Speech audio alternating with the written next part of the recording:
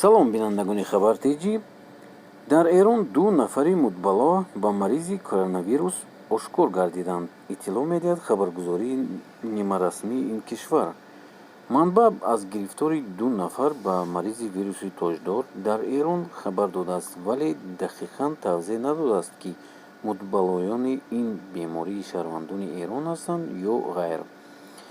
Дар 2 рӯзи ахир дар вилоят Куми Эрон 2 нафар ба маризи сироятии коронавирус гирифтор шуданд, изҳор дошт Киёнуш Ҷаҳонпур, корманди равобити ҷамъияти Вазорати беҳдоштии Эрон.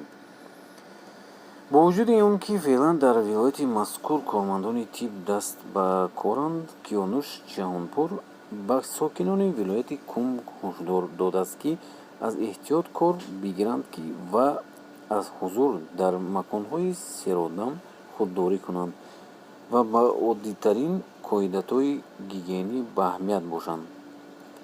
Созмони ҷаҳонӣ пешдошт дар робита ба ҳуҷури маризи сироятии коронавирус вазъи фавқулодда эълон кард ва феълан ин маризи дар 25 кишвари корадоман паҳн намудааст. Бар тибқи маълумоти ахир, теъдоди қурбониёни бемории вируси тоҷдор ба марзи 74 000 нафарро убур кардааст. дӯстони азиз, ин буд видеои имрӯзаи мо. Шумо чӣ фикр доред? Ҳатман нависед дар комментария.